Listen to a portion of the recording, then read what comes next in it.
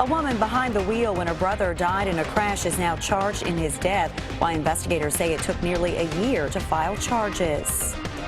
Friday night will be the first time metal detectors will be in place at Rupp Arena for a University of Kentucky basketball event. What you can and can't bring to the game is coming up. Election Day is just 4 weeks away. Donald Trump goes on the attack against GOP leaders who aren't supporting him. And Hillary Clinton hits the road with a former vice president.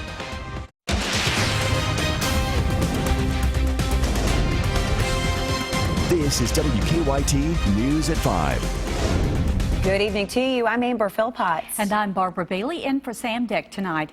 A Lexington woman is now charged in the death of her brother nearly a year after he died. 23-year-old Paul Burton died last October in a crash in Scott County. His sister, Patricia Burton, was driving. Investigators now say she was under the influence, and a grand jury has charged her with her brother's death. WKYT's Caitlin Sentner is in Scott County with our top story at 5. Nearly 1 year after police say a woman killed her brother in a car crash in Stamping Ground, she's been indicted by a Scott County grand jury. 33-year-old Patricia Burton faces 7 counts after police say she caused a serious crash last October.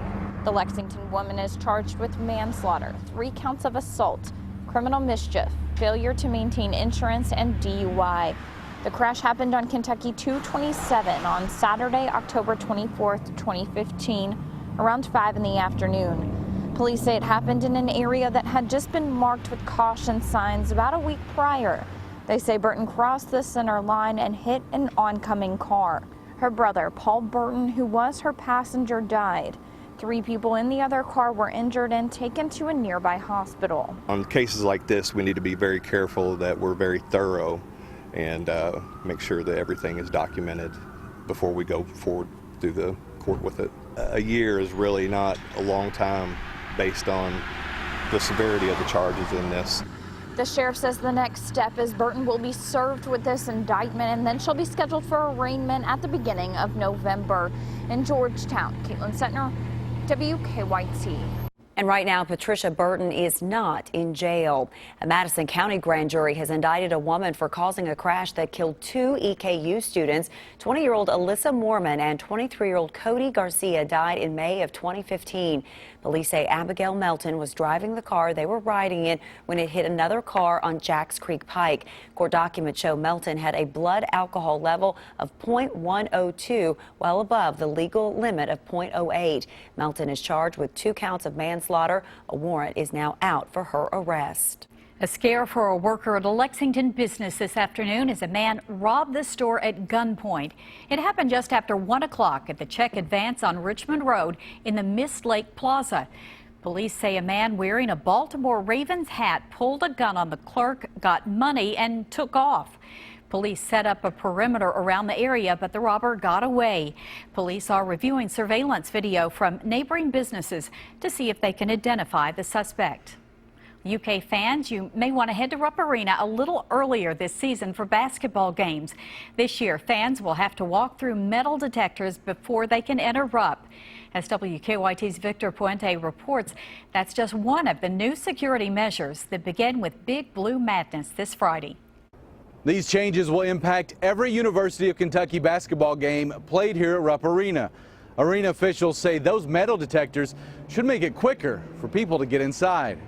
Back in April, Rupp Arena purchased 30 metal detectors and began using them for concerts. They said some acts required metal detectors as part of their contracts to perform. It's a safety enhancement. It's in an effort to control a situation at a major public assembly. Today they announced that those detectors will be in place from here on out, including all of the men's and women's UK basketball games. They also announced a new bag policy for UK games, limiting the size of bags that can be brought into the venue. Anything larger than 12 inches by 12 inches won't be allowed in the building unless it's medically necessary. Year 1 we had people take off their jackets as they came in. Year 2 we went to take off your jackets and we wanded them. And then this year is actually progressed to the walk-through magnetometers. Because of these changes, arena officials are encouraging fans to arrive as early as possible and to pack light. Unfortunately, in today's world, that risk factor rises all the time. So it is something that all professional buildings and major sports and everything are doing to ensure to be ahead of the curve to provide that safety for our patrons that attend events. You can see a full list of items prohibited from UK games on our website, WKYT.com. In Lexington, Victor Puente, WKYT. Victor, thank you. And doors for the arena will continue to open 90 minutes before tip-off. Police in a central Kentucky community are trying to track down 3 people involved in a counterfeit money ring. Our county-by-county coverage at 5 begins in Madison County. Richmond police are searching for 2 women and a man. These are surveillance pictures of the suspects. Police say they used fake $100 bills at the Meijer on Sunday. You should contact Richmond police if you recognize any of these people. Also in Madison County, a Richmond man faces charges for trying to have sex with a minor. Police arrested 24-year-old Ryan Lee Roberts after an undercover investigation by the Attorney General's Office of Cyber Crimes Unit. Investigators say after Lee posted an ad online, an undercover investigator started a conversation with him posing as a minor. Investigators say Roberts admitted to that crime. And in Johnson County, the mayor of Paintsville has resigned after being convicted on federal theft charges. Last month, a federal jury found Bob Porter guilty of theft of federal funds and bribery. Porter did not pay for thousands of dollars in services provided to his homes in Paintsville. He also used city and federal money to pay for personal expenses. Porter resigned during a city council meeting last night. His last day as mayor is November 13th. Temperatures are trending up as we head towards midweek, but the mild weather won't last long. Chief Meteorologist Chris Bailey's in the First Alert Weather Center now. An early look at our forecast. Yeah, Barbara, absolutely spectacular fall so far across central and eastern Kentucky. And as we get some more of those colors to show up, maybe the best yet to come in terms of the weather, it's hard to top what we have out there right now. And starting to see some of those colors in our WKYT weather garden behind the station on Winchester Road. You look deep into the woods behind the station, also noticing a little bit of fall colors starting to pop as well. A lot of mid and upper 70s into central and eastern Kentucky out there this afternoon. If you're out and about this evening as the sun gets low on the horizon, dry air in place, quick drop in thermometers from the mid 60s right around sunset to the mid 50s by the time 11 o'clock rolls around. Windy conditions to our west ahead of a cold front. That front is separating the mild air across the Ohio Valley. That's what we have out there now. And it is winter time from the Rockies into the high plains, snowing into the Dakotas and toward the Rockies. I'm not talking about anything like that just yet, but that front is on the move and will blast in here as we go toward Thursday, ushering in some changes for the second half of the week. Now, that's the first of several cold fronts I think will impact our region over the next couple of weeks. And the 7-day forecast is littered with cold fronts when I get back in a few minutes. Thousands of people in North Carolina are being told to get to higher ground as the flooding from Hurricane Matthew moves downstream. 31 counties in North Carolina are now considered federal disaster areas. Rivers are still days away from cresting. Many levees and dams are being pushed to their limits. Emergency crews have performed more than 2,000 water rescues. The U.S. death toll from Hurricane Matthew is now at 30, half of those deaths in North Carolina. Well, Donald Trump turns his campaign against high-profile members of the Republican Party, sounding off on those who have pulled the plug on supporting his run for the White House. It comes after many Republican members of Congress unendorsed the GOP nominee, and to no surprise is providing Democratic candidates fuel for attacks as Election Day nears. Greg Boswell is on Capitol Hill with a Campaign 2016 update.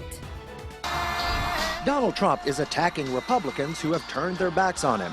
Trump took direct aim at House Speaker Paul Ryan on Twitter, calling him weak and ineffective. You know, you have people that can't fix a budget, but then they start talking about their nominee. The fallout started after a leaked video shows Trump using crude language to describe how he makes advances on women. I just start kissing them. It's like a magnet. Just I don't even wait. Trump also slammed John McCain for no longer endorsing him because of what Trump calls his locker room comments.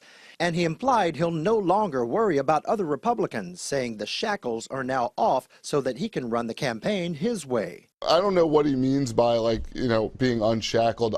I'm at a loss for what he could say that would help him, that would be less disciplined than the things he's been saying of late. Speaker Ryan is now focused entirely on protecting Republican majorities in Congress, while Democrats are working hard to tie GOP members to Trump.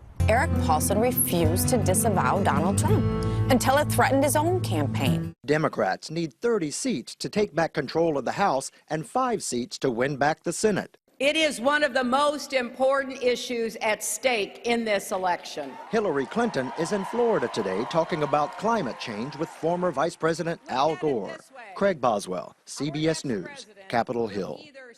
WikiLeaks released more emails today from the Clinton campaign chairman. The hacked emails reveal Clinton's campaign believed the controversy over Clinton's use of a private email server while she was Secretary of State would blow over after just a weekend. A thief hits an unlikely target in Franklin County. In 11 minutes on WKYT News at 5, find out how you can help deputies track down the crook. More and more people than ever are buying, cooking, and eating gluten-free foods. What you need to know if you're about to start a gluten-free diet later in Better Living.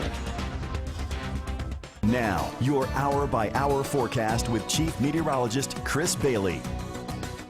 Hey, another beautiful weather day out there across the Bluegrass State. I've said that a lot over the past 6 weeks, and I'll say it for at least one more day before we do get in on some changes by the end of the week. Live look outside at 9 different sky cams. A little more cloud cover the farther east that you go compared to the west. And overall, absolutely gorgeous conditions, though, no matter where you are across central and eastern Kentucky. A lot of low and mid 70s into most of the land. And if you're out over the next 24 hours, tomorrow morning, upper 40s to start. Tomorrow afternoon, similar to where we are right now, a lot of mid and upper 70s, mix of sun and clouds, some gusty winds, and a quick drop tomorrow evening as the sun sets. We started out the day with a lot of cloud cover. Clouds are beginning to push on to our east, more in the way of some clearing coming in. Clearing does not have a big lifespan, though. Windy weather in the Mississippi Valley. Cold front to our northwest has a blast of wintertime behind it. I'm not talking about a blast of winter around here, but that same front will knock the numbers down by the time we roll into Wednesday night and especially Thursday into Friday. Let's hit the fast forward button on that front. Wednesday evening, about this time tomorrow, we are seeing that mild southwesterly flow ahead of our front. Notice how the winds change direction. Those colors get a lot cooler as the colder air begins to filter in.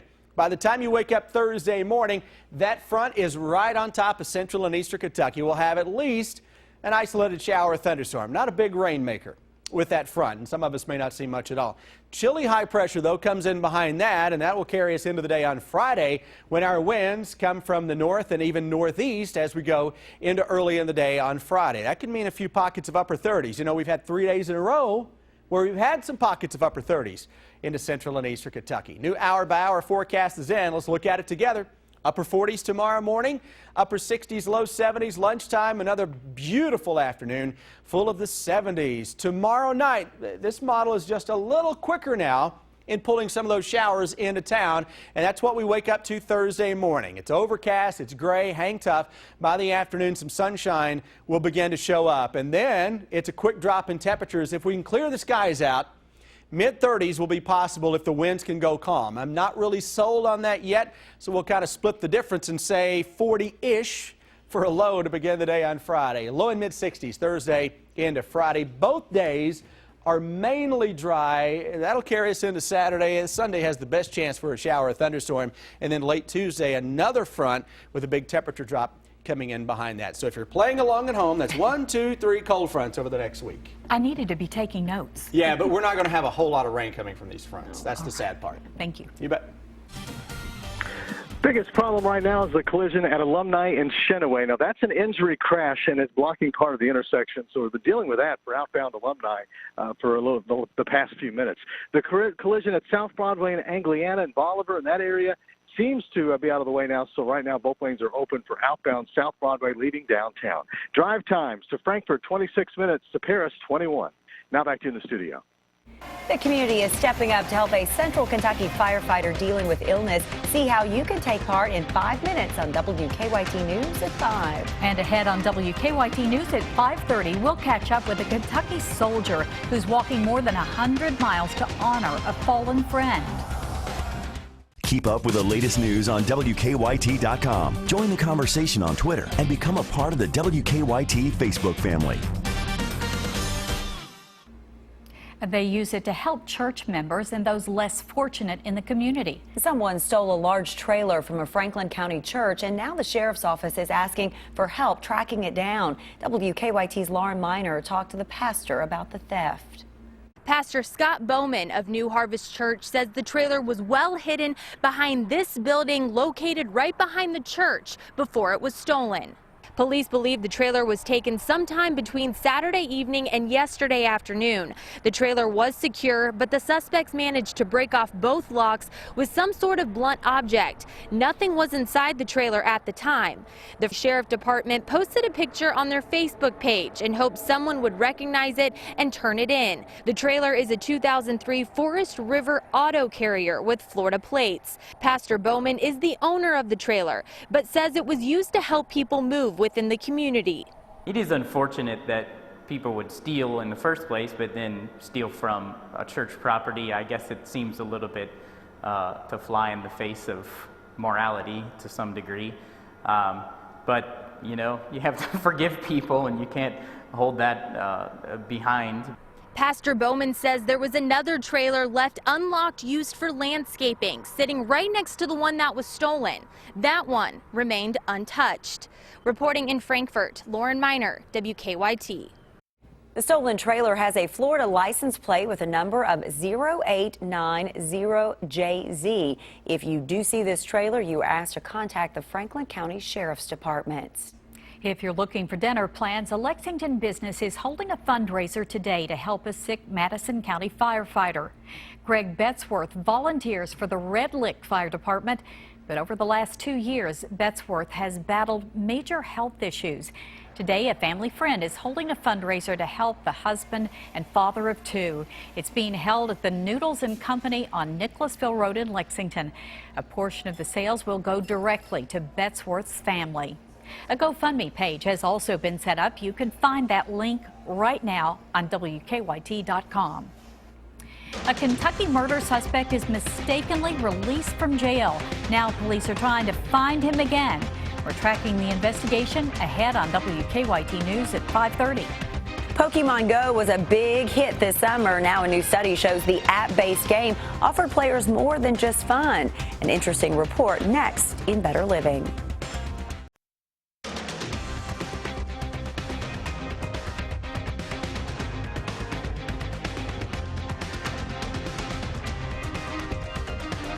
It is time now for Better Living, health, education, and consumer news that impacts your life. You may have heard or read about people going gluten-free. Some people, like me, have to give up gluten because of celiac disease and the health problems it causes. Some people embrace that lifestyle because they feel healthier. Either way, Mary Maloney has what you should know before embarking on a gluten-free life. Before jump-starting your gluten-free diet, it's important to know a few things. Gluten is a type of protein found in wheat, rye, and barley. And for some people with gluten allergies, avoiding those proteins are a must.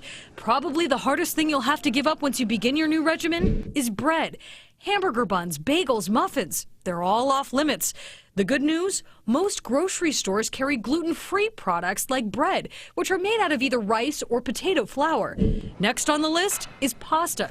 Luckily, you don't have to entirely say goodbye to those Italian dishes. Look out for gluten-free pasta made from corn or quinoa. And what about dessert, you ask? Unfortunately, since most cookies and cakes are made with wheat flour, you'll have to avoid them too. But if you have a sweet tooth, most hard candies are gluten-free. And when it comes to alcohol, most beers are made with barley malt. So you'll want to skip the six-pack. Wine and liquor are typically gluten-free. Cheers to that. For today's Health Minute, I'm Mary Maloney. If you are considering a gluten-free diet because you believe you have a health condition, you should check with your doctor first to make sure you are getting the right treatment.